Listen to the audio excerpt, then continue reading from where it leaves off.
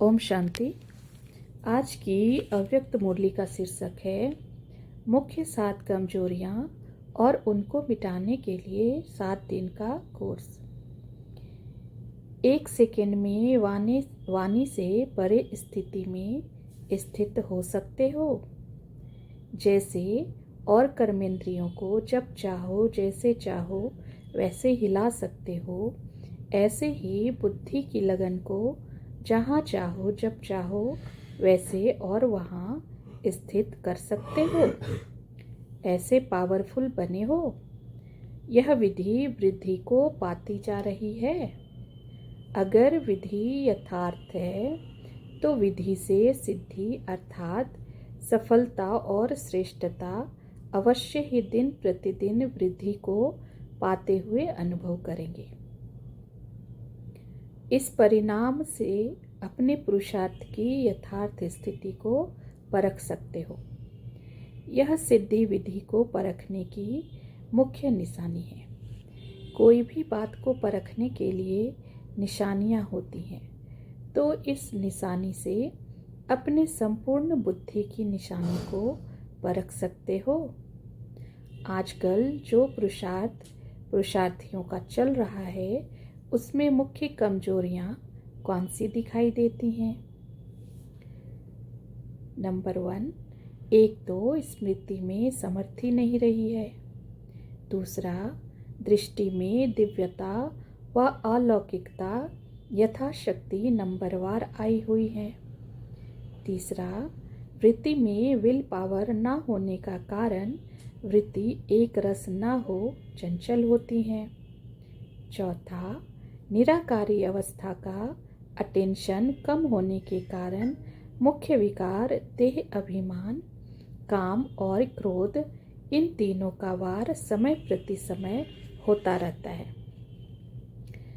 पांचवा है, संगठन में रहते व संपर्क में आते वायुमंडल वाइब्रेशन अपना इम्प्रेशन डालता है। नंबर 6, अव्यक्त फरिश्ते की स्थिति कम होने कारण अच्छी व बुरी बातों की फीलिंग आने से फेल हो जाते हैं। और 7वां नंबर है, अपनी याद की यात्रा से संतुष्ट कम। यह है पुरुषार्थियों के पुरुषार्थ की नंबरवार रिजल्ट। अब इन 7 बातों को मिटाने के लिए फिर से 7 दिन का कोर्स कराना पड़े। इन 7 बातों को सामने रख 7 दिन का कोर्स जो औरों को कराते हो वह अपने आप को रिवाइज कराना। जैसे मुरलियों को रिवाइज कर रहे हो, तो रिवाइज करने से नवीनता और शक्ति बढ़ने का अनुभव करते हो। ऐसे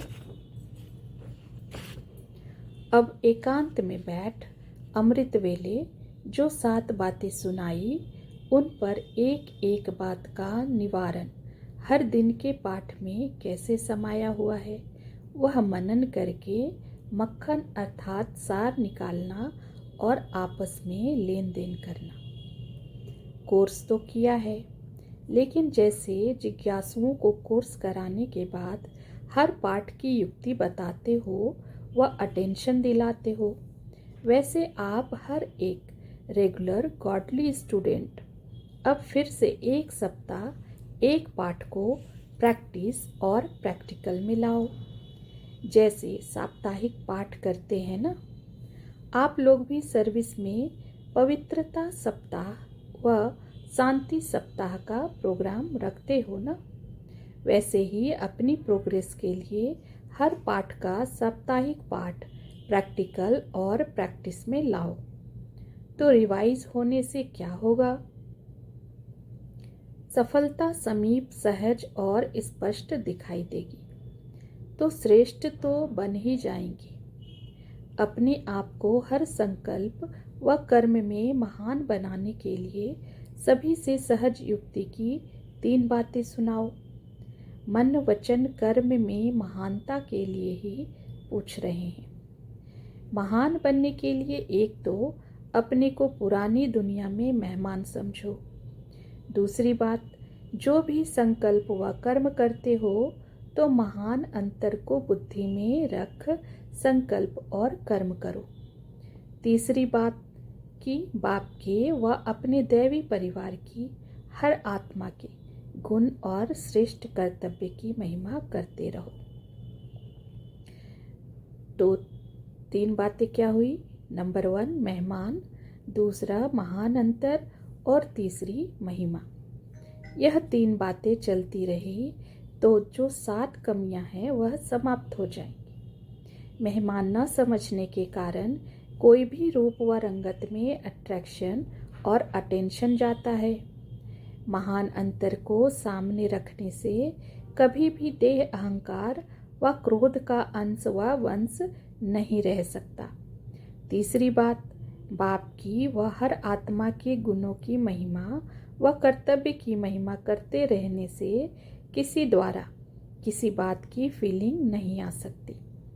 और सदैव गुणों और कर्तव्यों की महिमा करने से याद की यात्रा असंतुष्टता भी निरंतर व सहज याद में परिवर्तन हो जाएगी। इन तीनों शब्दों को सदा स्मृति में रखो तो समर्थिवान हो जाएंगे। दृष्टि, वृत्ति, वायुमंडल सभी परिवर्तन हो जाएंगे। द्वापर से लेकर आज तक अपनी और अपने दैवी परिवार की आत्माओं की महिमा करते आए हो, कीर्तन करते आए हो। अब फिर चैतन्य परिचित हुई आत्माओं के अवगुणों को व कमियों को क्यों देखते हो व बुद्धि में धारण क्यों करते हो? अभी भी सारे विश्व से चुनी हुई श्रेष्ठ आत्माओं के गुणगान करो। बुद्धि द्वारा ग्रहण करो और मुख द्वारा 1-2 के गुणगान करो। फिर दृष्टि व वृत्ति चंचल होगी, किसकी भी कमी की फीलिंग होगी।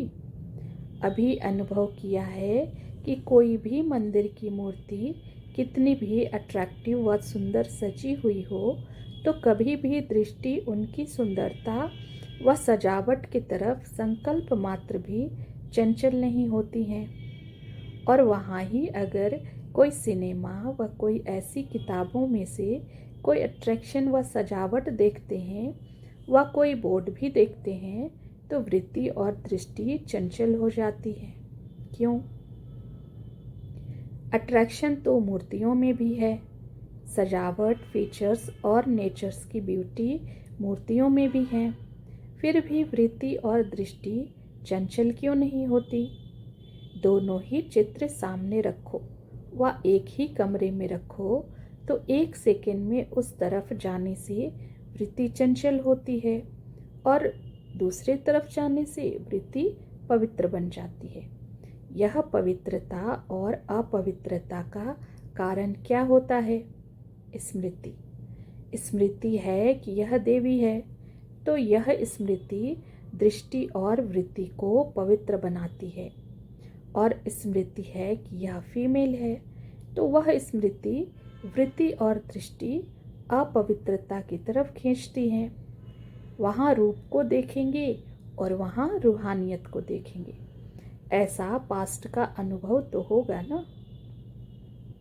वर्तमान भी परसेंटेज में है, लेकिन इसको मिटाने के लिए कभी भी कहाँ भी देखते हो, किससे भी बोलते हो तो स्मृति में क्या रखो?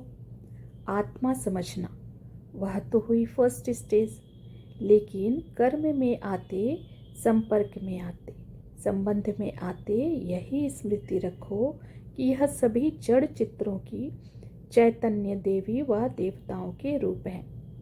तो देवी का रूप स्मृति में आने से जैसे जड़ चित्रों में कभी संकल्प मात्र भी अपवित्रता व देह का अट्रैक्शन नहीं होता है, ऐसे ही चैतन्य रूप में भी यह स्मृति रखने से संकल्प में भी यह कंप्लेन नहीं रहेगी और कंप्लीट हो जाएंगे। समझा? यह है वर्तमान पुरुषार्थियों की कंप्लेन के ऊपर कंप्लीट बनने की युक्तियाँ। अच्छा, भट्ठी वाले अपनी उन्नति कर रहे हैं, स्पीड भी तीव्र है। ऐसे नहीं कि समाप्ति के बाद नीचे उतरते स्पीड कम हो जाए। ऐसा ही पुरुषार्थ कर रहे हो ना। अच्छा। ओम शांति।